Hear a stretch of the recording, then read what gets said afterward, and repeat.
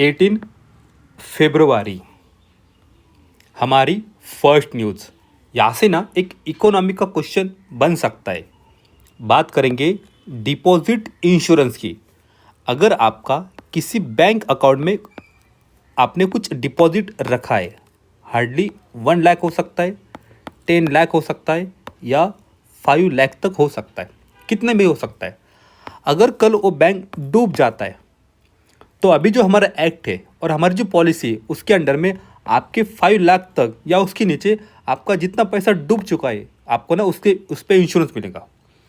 लेकिन अगर आपका डिपॉजिट 5 लाख से ज़्यादा है तो उस पर कोई इंश्योरेंस नहीं है। आज की न्यूज़ इसी बात को कवर करती है। इनका कहना है हम ना ये जो 5 लाख की लिमिट है उसको बढ़ा देंगे डिपॉजिट इंश्योरेंस।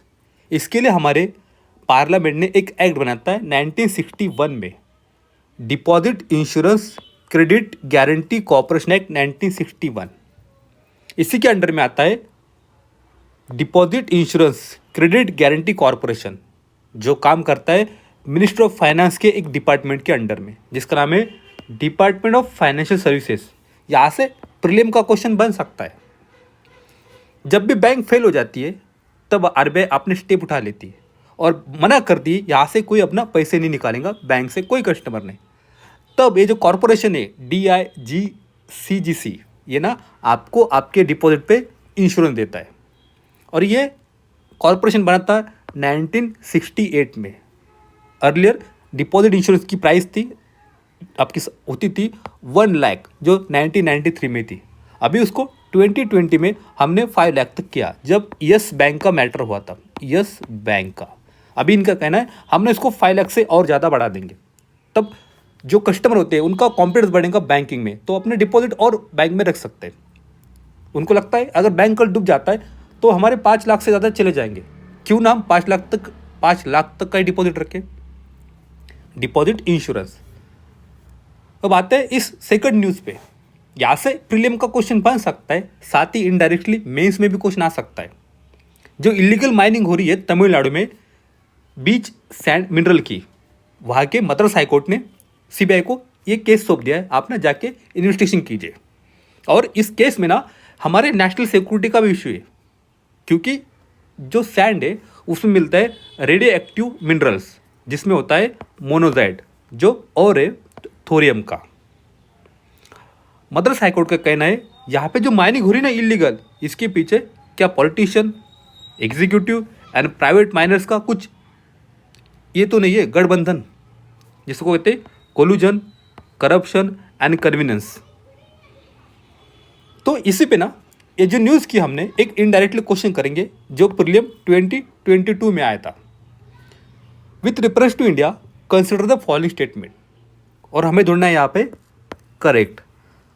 हमारा फर्स्ट स्टेटमेंट कहता है मोनोजाइट एक सोर्स है रेयर अर्थ का, हो भी सकता है नहीं भी हो सकता है।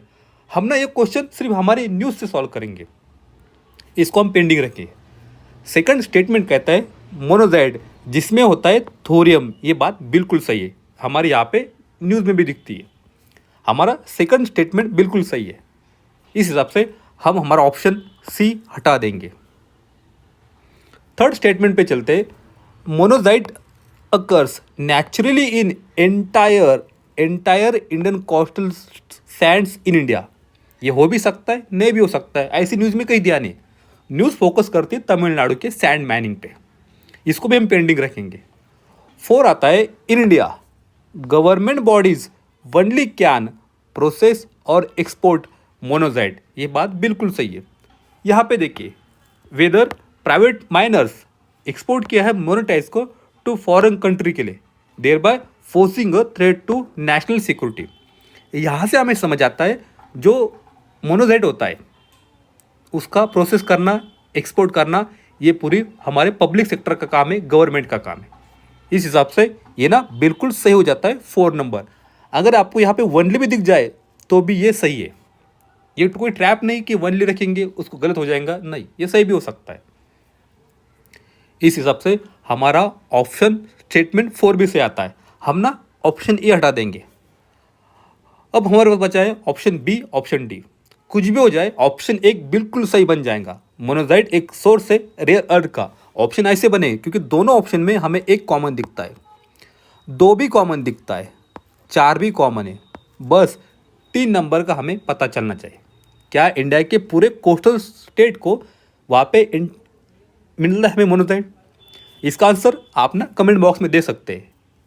क्या इंडिया के सारे कोस्टल स्टेट को मोनोजाइट मिलता है या नहीं मिलता है, या कहाँ मिलता है? ऑप्शन बी या ऑप्शन डी 50% चांस हमारे यहाँ से बन गए। इसका आंसर आप कमेंट बॉक्स में दे सकते हैं। अब आते हैं इस न्यूज़ पे। यहाँ से प्री का क्वेश्चन नहीं बन सकता, लेकिन हो सके इनडायरेक्टली मेंस में क्वेश्चन बन जाए, सोसाइटी में या एथिक्स में केस स्टडी आ जाए। अभी ना एक सीबीआई की रिपोर्ट आई है। इन्होंने कहा है लास्ट 10 ईयर में केरला में एक ये आता है वलियार, वहाँ पे 27 गर्ल ने सुसाइड कर दी और उसके अंडर में 305 केसेस पोस्को एक्ट में यहाँ पे दर्ज हुए। इसके पीछे क्या रीजन हो सकते हैं और क्या करना चाहिए, इसको क्यों कैसे स्टॉप करना चाहिए? और जितने 27 गर्ल ने सुसाइड किया है उसमें से ना मोस्टली गर्ल आती है 30 ईयर के नीचे, और उन्होंने खुद को लटका दिया, हैंग कर लिया। अब इनका कहना है इसके पीछे क्या रीज़न है? हरेसमेंट हो सकता है। और आगे कहता है कि यहाँ के जो पीपल है काफ़ी गरीब है और इनको अवेयर नहीं है इस लॉ का, इस वजह से वो लीगल सेफगार्ड नहीं पा सकते या अपने बच्चों की केयर भी नहीं कर पाते। आगे यहाँ पे एक नंबर दिया है, एक नाम आया है दिशा। दिशा अगर क्वेश्चन आता है मेंस में सुसाइड पे तो ना एक दिशा का नाम आप कोट कर सकते हो। दिशा एक हेल्पलाइन है, आप अगर डिस्ट्रेस में हो तो यहाँ पे कॉल कीजिए। सेम कंडीशन पे 2023 के मेंस में क्वेश्चन आया था GS1 सोसाइटी में। उसी साल एक रिपोर्ट भी आई थी, रिपोर्ट थी UN वुमन की, और उस पर एक क्वेश्चन बना, यूपीएससी ने बना दिया। हमें एक्सप्लेन करना था why suicide among young woman in increasing Indian society. अगर कोई न्यूज़ आती है और इशू हो जाता है तो हो सके यूपीएससी इनडायरेक्टली वहाँ से क्वेश्चन बना दे। हमें इसमें लिखना है वाई, 1 2 3 4 उसके वाई हो सकते हैं और क्या स्टेप हम उठा सकते हैं उसको प्रिवेंट करने के लिए। अपना ये क्वेश्चन लिखने की कोशिश कीजिए। अब आते हैं इस न्यूज़ पे। कावेरी 2.0 एक कर्नाटका का वेब पोर्टल है जहाँ पे प्रॉपर्टी का रजिस्ट्रेशन करना सिंपल हो जाता है, और 12 फरवरी को हमने ये न्यूज़ कवर की थी जहाँ पे इस प्लेटफॉर्म पे डॉस अटैक हो रहे हैं। अब क्या होते हैं डॉस अटैक, DDoS, और जिसका फुल फॉर्म है डिस्ट्रीब्यूटेड डिनाइल ऑफ सर्विसेज, और दूसरा होता है DoS, denial of service. Last time हमने देखा था 12 फरवरी को ये दो कीवर्ड साथ ही WannaCry, I4C एंड NCIIPC।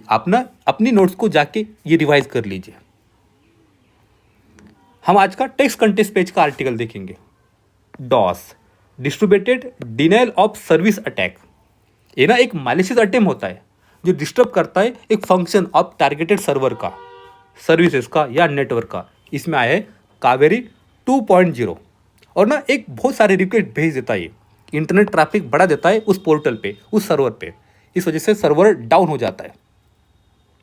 अगर अभी आपने यूपीसी का होम पेज ओपन किया है, अभी अभी कर रहे होंगे आज, तो ना बिल्कुल नहीं खुलेगा क्योंकि ट्रैफिक पूरी जाम है वहां पे।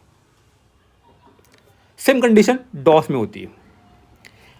जिस तरह डिनाइल ऑफ सर्विसेज अटैक होते हैं, इसमें क्या होता है डॉस में एक सिंगल पर्सन, सिंगल सोर्स, एक सिंगल पे अटैक करता है, हो सके आपकी डाटा चोरी कर लेता है। लेकिन जो DDoS अटैक है, डॉस अटैक, इसमें ना मल्टीपल सोर्सेज अटैक करते हैं वन टाइम पे, वन सोर्स पे, तो एक ट्रैफिक ज़्यादा बढ़ जाती है और ना एक कॉम्प्रोमाइज होता है आपकी सिस्टम को। इसी को कहते हैं बॉटनेट। अब बॉटनेट क्या है, यहाँ से प्रीलिम में क्वेश्चन बन सकता है। ये जो अटैक हो रहे हैं ना, ये ना आपके सर्विस को डाउन टाइम को कम कर सकते हैं, आपकी सर्विस अनअवेलेबल कर सकते हैं। इस वजह से डिस्टर्ब हो सकता है या आपको लॉस हो सकता है रेवेन्यू का, शायद यही उनका पर्पस होगा। जो डॉस अटैक होते हैं ये आपके डाटा कोई चोरी नहीं करते, इनसे आपके डाटा को कोई लेन देन नहीं, ये बस आपको डिस्ट्रैक्ट कर देते हैं, आपको लॉस कर देते हैं। तो यहाँ उन्होंने कहा है कि हम इसको कैसे मिटिगेट करेंगे, किस तरह से फ्लो रोकेंगे, ट्रैफिक रोकेंगे इस प्लेटफॉर्म पे। हम इम्प्लीमेंट करेंगे एडवांस ट्रैफिक फिल्टर मैकेनिज्म, जो हमें बता सके कि कौन सा लेजिटिमेट ट्रैफिक आ रही है या कौन सी मालिशियस ट्रैफिक आ रही है। हमारे पास कुछ मॉनिटरिंग टूल होने चाहिए जो हेल्प करे आइडेंटिफाई अनविजुअल ट्रैफिक पैटर्न और साथ ही टेक करे प्रीएम्प्टिव एक्शन को। थर्ड आता है हम इन्फोर्स करेंगे रेट लिमिटिंग, मतलब एक टाइम पे कितने हमारे पास रिक्वेस्ट आ रही है। कंट्रोल करेंगे नंबर ऑफ रिक्वेस्ट एक यूज़र भेज सकता है गिवन टाइम फ्रेम में। हम प्रिवेंट करेंगे कि हमारे सिस्टम पे ज़्यादा लोड ना पड़े। हमारे पास यूज कर सकते बोट डिटेक्शन टेक्नोलॉजी जैसे कैप्चा। आप अगर कुछ भी होम पेज ओपन करते हो आपको वहाँ पे कैप्चा दिखता है, और बिहेवियरल एनालिसिस यहाँ से, और हम आइडेंटिफाई करेंगे और ब्लॉक करेंगे जो ऑटोमेटेड टूल हो और बॉट्स हो। हमारे पास चाहिए robust authentication mechanism and regular security audits. हम स्ट्रेथन करेंगे सिक्योरिटी ऑफ ऑनलाइन सर्विसेज की, साथ ही प्रिवेंट करेंगे अनऑथोराइज एक्सेस को। यहाँ से प्री का भी क्वेश्चन बन सकता है, साथ ही GS3 में साइबर सिक्योरिटी पे क्वेश्चन आ सकता है, डॉस DDoS। अब आते हैं इस न्यूज़ पे। अरावली हरियाणा में एक सफारी पार्क बन रहा है। अब पार्क बन रहा है, यहाँ से क्वेश्चन नहीं बनेगा। क्वेश्चन बन सकता है GS1 प्रीलिम में, साथ ही GS1 मेंस में अरावली के हमारे इसके लिए अरावली कैसे बनी, उसके क्या फ्यूचर है और उसका क्या रोल है इंडिया के इन्वायरमेंट में। अरावली एक ओल्डेस्ट फोल्ड माउंटेन रेंज है। यहाँ से भी एक ज्योग्राफी का प्री का क्वेश्चन बन सकता है। Aravalli oldest fold mountain range है जो गुजरात, राजस्थान, दिल्ली, हरियाणा एंड यूपी का कुछ पार्ट कवर करती है। यहाँ से भी प्री का क्वेश्चन बन सकता है, कहाँ से शुरू होती है अरावली, कहाँ ख़त्म होती है और बीच में कौन से स्टेट वहाँ पे आते हैं। साथ ही ये रोकती है जो डिजर्टिफिकेशन हो रहा है, यहाँ पे थार आता है और थार का अगर जो रेत है वो ज़्यादा ईस्ट वार्ड ना जाए तो अरावली उसको रोक देती है। अगर आज अरावली नहीं होता तो दिल्ली, यूपी, MP का मोस्टली पार्ट आज ना पूरा डिजर्ट बन जाता, थार का ज़्यादा एक्सटेंशन हो जाता। साथ ही अरावली ना एक एक्वाफायर का भी काम करता है। यहाँ पे कुछ वाइल्ड लाइफ स्पेसिस है, कुछ प्लांट स्पेसिस है, और यहाँ पे जो स्टेट आते हैं ना डिस्ट्रिक्ट जैसे गुरुग्राम, नोह, यहाँ पे जो पार्क बन रहा है यहाँ का जो ग्राउंड वाटर लेवल है काफ़ी नीचे और उसको ओवर एक्सप्लॉइटेड बताया गया है सेंट्रल ग्राउंड वाटर बोर्ड के रिपोर्ट में। ये जो प्रोजेक्ट है फॉरेस्ट की कैटेगरी में आता है इस प्लेस को, तो ना ये प्रोटेक्ट एरिया बन जाता है फॉरेस्ट कंजर्वेशन एक्ट 1980 के अंडर में। यहाँ से प्री का भी क्वेश्चन बन सकता है, मैं इसका भी बन सकता है अरावली। अब आता है इस टेक्स्ट कंटेक्स्ट के आर्टिकल पे, कॉन्स्टिट्यूशनल मोरालिटी ये क्या होती है। ऑलरेडी इस पे 2021 के मेंस में क्वेश्चन आया था। एक टूल होता है, हमें इंटरप्रेट करना होता है किसी लॉ का कि लॉ क्या कहता है और वो लॉ क्या कॉन्स्टिट्यूशनल वैलिडिटी पे बन जाता है नहीं बन जाता है। जैसे हमने देखा था IPC का आर्टिकल 377 LGBTQ की बात करता है, तो उसी पे नवतेज सिंह जोहर केस में सुप्रीम कोर्ट ने ये बात कही थी। हमारी जो आइडियल जस्टिस का हमें फॉलो करना चाहिए कॉन्स्टिट्यूशनल मोरालिटी। आज हमारे सामने काफ़ी बड़े इश्यूज है जैसे right of sexual minorities, woman entry into temple, Sabarimala, हजी आली, लिमिट्स ऑफ स्पीच। साथ ही हमें बैलेंस करना है national security and civil liberty के बीच में। कॉन्स्टिट्यूशनल मोरालिटी कहती है आप ना बने रहिए, जो फॉर्म है कॉन्स्टिट्यूशन का और जो प्रोसीजर है आप ना दोनों को साथ लेके चले। जहाँ पे सिटीजन को जो करना है कर लीजिए, स्टेट उन पे कोई रिस्ट्रिक्शन नहीं करेगा जब तक वो कॉन्स्टिट्यूशनल मोरालिटी के अगेंस्ट ना जाए। एक सिविक कल्चर है जहाँ पे आपको रिस्पेक्ट करनी है कॉन्स्टिट्यूशनल फॉर्म की, उसके ऑफिसेस की, साथ ही आपके जो पब्लिक रीजन है सेल्फ रिस्ट्रेंट बनाना है, और आप क्रिटिक भी कर सकते हैं कॉन्स्टिट्यूशन का, कोई बात नहीं। हमें हमारे लोगों को में बिल्ड करना चाहिए जो कॉन्स्टिट्यूशन काम करता है ना रूल के हिसाब से, ये सबसे हायर है। आपके पॉलिटिकल डिफरेंस कुछ भी हो सकते हैं लेकिन हमेशा कॉन्स्टिट्यूशन सबसे ऊपर रहेगा। डॉक्टर अंबेडकर ने एक बात कही थी, ये जो कॉन्स्टिट्यूशनल मोरालिटी ना ये हमें लोगों के बीच में उनके मन में बनानी चाहिए, तभी हमारी जो डेमोक्रेसी है वो पीसफुल एंड फ्री जिंदा रह पाएंगी, नहीं तो हम कभी भी ख़त्म हो सकते हैं। Constitutional morality. तो यहाँ से ना फिर से क्वेश्चन बन सकता है, क्या होता है कॉन्स्टिट्यूशनल मोरलिटी एंड उसके फीचर्स। मैं इस 2021 में GS2 में एक क्वेश्चन आया था, कॉन्स्टिट्यूशनल मोरलिटी ये रूटेड है इंडियन कॉन्स्टिट्यूशन में itself and is founded on its essential facets. Explain कीजिए doctrine of constitutional morality with help of relevant judicial decision. आप ना क्वेश्चन का आंसर लिखने की कोशिश कीजिए, कॉन्स्टिट्यूशनल मोरलिटी। अब आते हैं दिल्ली पे। परसों सुबह 5 बजे अर्थक्वेक आया था, छोटा सा 4th मैग्नीट्यूड का। यहाँ से ना क्वेश्चन नहीं बनेगा, लेकिन इनडायरेक्टली एक क्वेश्चन बन सकता है। इसके पीछे क्या रीज़न था? प्लेट मूवमेंट हुई, प्लेट एक दूसरे को टकरा गई, ये रीज़न नहीं है। इसके पीछे कुछ अदर रीज़न यहाँ पे हमें मिलता है। जो क्यों आया था छोटा earthquake, due to normal faulting, जो सपोर्ट करता है कंसेप्ट ऑफ हाइड्रोफ्रैक्चरिंग। मतलब जो दिल्ली है उसके नीचे ना बहुत सारे वाटर सोर्सेस है, एक्वाफायर है, एनिशेंट रिवर है, रिवुलेट है, और वो क्या कर रही है, फ्रैक्चर कर रही है रॉक को, और उस वजह से बन गई थी सिस्मिक वेव, और वहाँ से वो अर्थक्वेक आया, फॉल्ट। दिल्ली के नीचे काफ़ी फॉल्ट है। फॉल्ट मतलब 2 बड़े बड़े रॉक, और जब एक दूसरे को टकराते तो वहाँ से ना ये फॉल्ट आता है, छोटा अर्थक्वेक आता है 4, 5, 6 मैग्नीट्यूड का, और वो से अपनी एनर्जी रिलीज करता है। दिल्ली के नीचे 2 फॉल्ट आते हैं, एक आता है सोहाना फॉल्ट, दूसरा आता है महेंद्र नगर फॉल्ट। लेकिन यहाँ इनका कहना है ये फॉल्ट ना इतने बड़े नहीं है, और इनमें इतनी एनर्जी भी नहीं है जो ना 6 मैग्नीट्यूड से बड़ा अर्थक्वेक दिल्ली में ला सके। यहाँ से प्री का क्वेश्चन बन सकता है। अब आते हैं हमारी लास्ट न्यूज़ पे। हमें पता है FDI एंड FII। FDI किसी भी प्रोजेक्ट में अगर इंडिया में इन्वेस्टमेंट आती है, अगर इन्वेस्टमेंट 10% तक हो तो उसको कहते हैं FII, फॉरेन इंस्टीट्यूशनल इन्वेस्टमेंट। अगर इन्वेस्टमेंट 10% प्लस हो तो उसको कहते हैं FDI। और इंडिया में FDI आना जाना एक कॉमन बात है। FDI को कहते हैं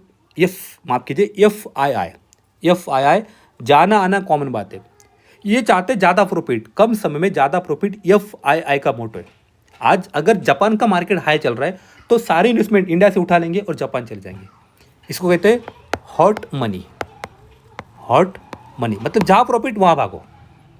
अभी हमारे फाइनेंस मिनिस्टर का कहना है इंडिया में ना स्टेडी इन आउटफ्लो हो रहा है FII का, क्योंकि इन्वेस्टर ज़्यादा इन्वेस्ट करते, पैसा लेते और चले जाते, ये इनकी राय है। लेकिन बाकी लोगों का कहना है कि ऐसा नहीं है, इनको ना डर लग रहा है इंडियन मार्केट में, इस वजह से अपना पैसा यहाँ से निकाल ले रहे और कई और जगह वो इन्वेस्ट कर रहे। FII यहाँ से क्वेश्चन बन सकता है। अभी ना जनवरी 2025 में लास्ट मंथ में इंडिया में ना लास्ट 5 ईयर से सबसे ज़्यादा हाईएस्ट आउटफ्लो हुआ, लास्ट 4-6 मंथ का। अगस्त 2024 में ठीक था, लेकिन अक्टूबर 24 में ना वो ज़्यादा उन्होंने निकाल लिया, और अभी 78,000 उन्होंने निकाल लिया करोड़ में इस FII के आउटफ्लो में। यहाँ से प्री का क्वेश्चन बनेगा। आज के लिए इतना ही है। इसकी PDF आपको टेलीग्राम चैनल पे मिल जाएंगी, जिसके लिए डिस्क्रिप्शन बॉक्स में दी है। Thank you.